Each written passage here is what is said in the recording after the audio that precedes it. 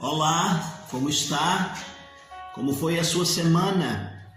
Estamos juntos mais uma vez. Vamos estudar a Bíblia, a Palavra de Deus. Antes, porém, nós vamos orar. Deus querido, abençoa-nos no estudo da Tua Palavra. O que ela nos propõe como ensinos que nós possamos absorver e colocar em prática na nossa vida. É a oração que fazemos no nome de Jesus. Amém. Estamos estudando as cartas de Paulo. Nesse tempo, estamos encerrando o estudo na segunda carta de Paulo a Timóteo. Estudamos as duas cartas, a primeira e a segunda carta de Paulo a Timóteo. Nos nossos dois últimos encontros, nós tratamos sobre as coisas que devem ser guardadas, baseados em 2 Timóteo, capítulo 1, o verso de número 13 e o verso de número 14. Conserva o modelo das sãs palavras que de mim tens ouvido na fé e no amor que há em Cristo Jesus. Guarda o bom depósito com o auxílio do Espírito Santo que habita em nós. Hoje nós vamos considerar a mensagem de 2 Timóteo para hoje. Diante das exposições que fizemos e o que aprendemos até hoje, nós vamos fazer uma aplicação ao nosso dia a dia, à nossa vida hoje. E a carta de Paulo escrita a Timóteo, ela diz que nós devemos permanecer firmes em nossa fé em Cristo, não obstante a toda perseguição. Satanás não está contente com o fato de nós sermos cristãos, de nós estarmos caminhando como igreja firmes na palavra de Deus, e ele suscita e ele levanta situações, circunstâncias para tentar nos persuadir a que possamos fraquejar na fé e abandonar a carreira de cristã. Ele se empenha de todos os meios possíveis para desviar a nossa fé, Você se lembra que nós vimos que uma das reclamações de Paulo era a respeito de Figelo e Hermógenes, que abandonaram, deserdaram, desistiram. Lembram-se que ele falou a respeito de Demas. Demas amou mais o mundo e preferiu ir buscar as coisas do mundo e desviaram-se da fé. Será que hoje nós temos nas nossas igrejas, será que nós temos no nosso meio, talvez na nossa própria família, pessoas que estavam indo bem e abandonaram a fé e desviaram-se do caminho? Quando nós estudamos as cartas de Paulo a Timóteo, nós vamos perceber que uma das artimanhas do inimigo que ele utiliza é a oposição ou a perseguição. Aliás, estas coisas vão causar sofrimento na vida de algumas pessoas e elas não resistem, elas não aguentam. Quando muitas vezes alguém se levanta e opõe a sua fé, crentes novos que dentro da sua própria família sofrem a perseguição dos seus próprios familiares. O Senhor Jesus contou em um determinado momento que a semente do Evangelho ela pode cair em bom solo e ela pode produzir e muito. Mas ele diz que muitas vezes ela pode cair na beira do caminho, ou ela pode cair entre os pedregais e ela não cria raiz, ela não aprofunda. Então, no tempo do apóstolo Paulo, as igrejas que estavam sendo plantadas aqui, e ele orienta Timóteo, ele está dizendo que não só naquele tempo, como hoje, é preciso que permaneçamos na fé, não obstante as nossas perseguições. Talvez ninguém está pondo uma arma na sua cabeça, ninguém está fechando as portas, mas nós estamos percebendo nesse tempo igrejas sendo queimadas. Há países aqui próximos do nosso em que igrejas estão sendo queimadas e fechadas. Como é que nós vamos ficar? Vamos ficar firmes ou vamos esmorecer? Eu queria lembrar um exemplo do Velho Testamento, em que o diabo apresenta-se num dia depois de rodear a terra e questiona Deus sobre a prosperidade de Jó. E Deus fala que Jó tem qualidades, que Jó era uma pessoa temente a ele e que se desviava do mal. Qual é a artimanha que o inimigo usa? Ele coloca Jó diante dos sofrimentos. Sofrimento das perdas materiais, sofrimento da perda de família, o sofrimento da perda da sua própria saúde. Então, muitas pessoas, diante de sofrimentos e perseguições, elas fraquejam e abandonam, não entendendo que estas coisas podem promover o nosso crescimento espiritual. Tiago diz que nós devemos ser como ouro. Depois de provados, passando por provas, saímos melhores. A segunda coisa que a segunda carta de Paulo a Timóteo quer trazer-nos como mensagem hoje é que nós precisamos estar sempre preparados para anunciar a palavra. Foi Pedro quem disse que nós temos que estar prontos para responder à razão da nossa esperança. Quando inquiridos, quando indagados, nós temos que estar firmes e prontos para dizermos qual é a razão da nossa esperança. Há muitas pessoas à nossa volta, meus queridos, que precisam receber a palavra de Deus, que precisam de uma ministração da palavra de Deus. Muitas pessoas esperam de mim e de você uma palavra anunciada que vai lhe fazer bem. Paulo disse a Timóteo, lá no capítulo 4, do versos 1 a 18, e uma das coisas que ele dá ênfase aqui é que pregue a palavra a tempo e fora de tempo. Nós aprendemos aqui, meus queridos, que era preciso que ele aprendesse a palavra e que estivesse pronto para qualquer situação que fosse necessário, seja uma palavra de correção, seja uma palavra de repreensão, seja uma palavra de encorajamento. Os obreiros cristãos, como Paulo, deveriam estar dispostos a enfrentar situações das mais diversas. E nós hoje, como crentes em Jesus Cristo, também enfrentamos as mais diversas situações e nós devemos estar preparados para anunciar a palavra em todo momento. Então é preciso que nós aprofundemos o nosso conhecimento na palavra, a fim de que nós tenhamos uma palavra apropriada. Há muitas pessoas que ainda vivem com aquele jargão. Eu ouvi dizer isto, isto e isto. Ah, o pastor pregou aquilo e aquele outro. Ah, minha mãe me disse isso, isso, isto. Quando nós lemos a Bíblia, quando nós estudamos a palavra, quando nós nos aprofundamos no estudo da palavra de Deus, estamos preparados. Quando indagados, inquiridos ou vamos falar a alguém, nós falamos, a Bíblia diz, eu creio na Bíblia, está na palavra de Deus.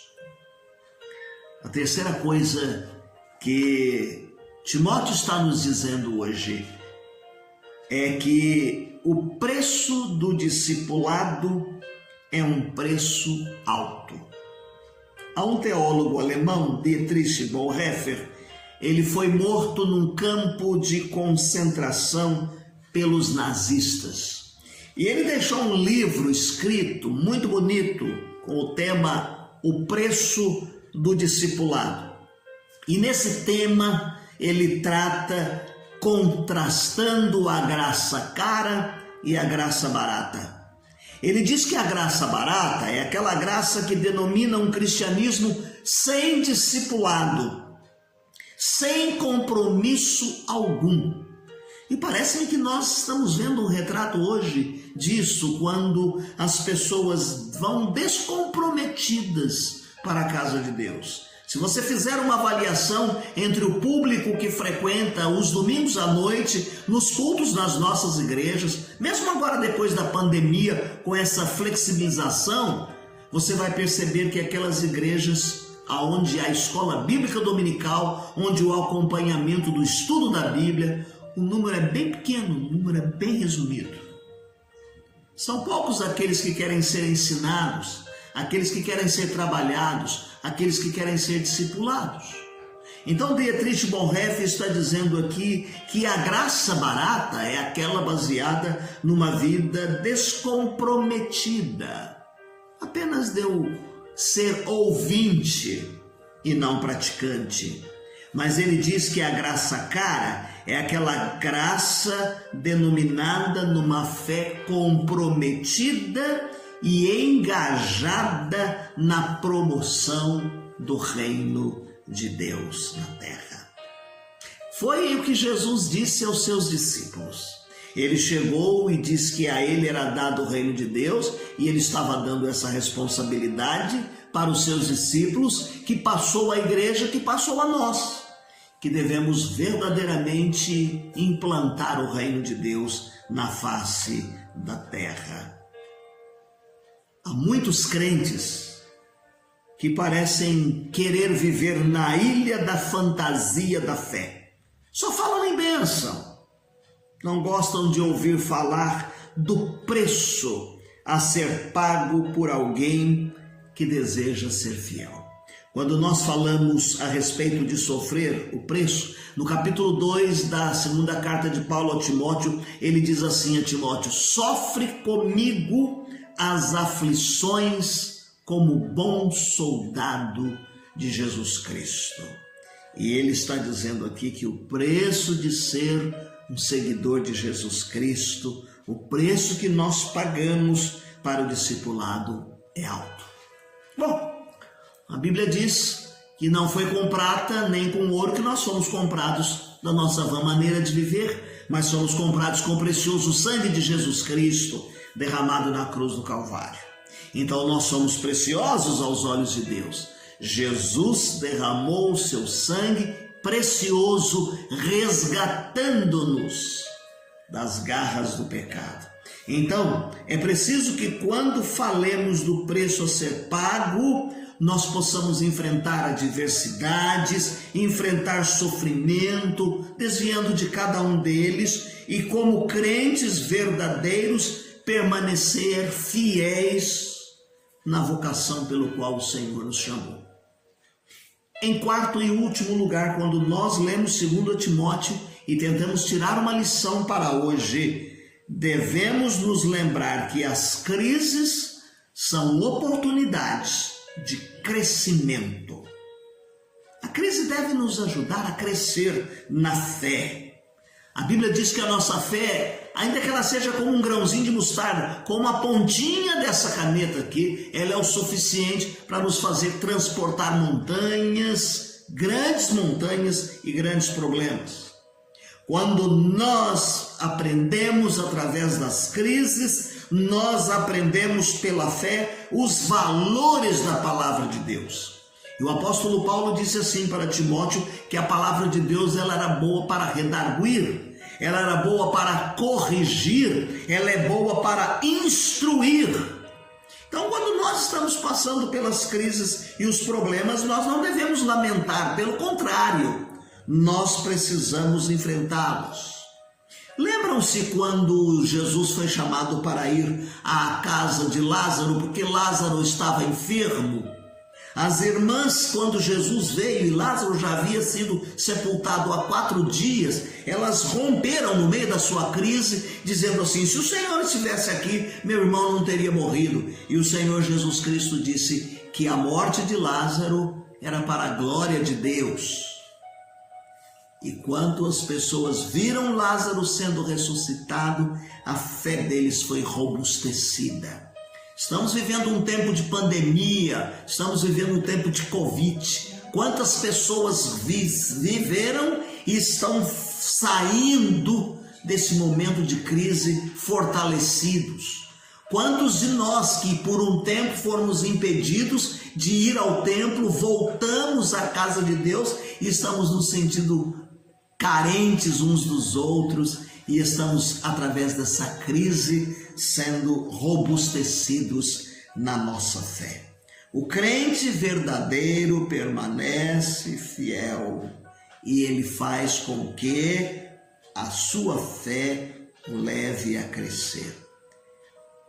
Às vezes nós queremos pedir graça, dá-me mais graça, Senhor.